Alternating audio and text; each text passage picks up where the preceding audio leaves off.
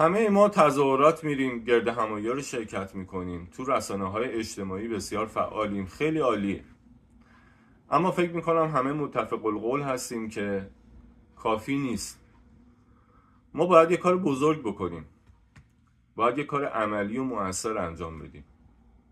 همونطور که شاهزاده فرمودن، ما باید کار تشکیلاتی و نهادی بکنیم که قدرتمند بشیم و این قدرت رو انتقال بدیم به شاهزاده. در اصل ما باید بازوی اجرایی شاه باشیم، نمیتونیم همه چیز رو از ایشون طلب بکنیم. من یه طرحی دارم به نام آژانس ایران. نشانی کانال تلگرام رو میذارم، لطف کنین اونجا مطالعه بکنید.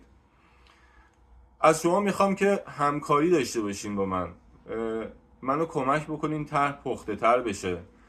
در اصل من این طرح رو میخوام ارائه بدم، میخوام دیگران، متخصصان، به ویژه متخصصان صاحب نظران بیان این طرح رو بردارن و اجراییش بکنن. اجرایی شدنش هم به شما بستگی داره.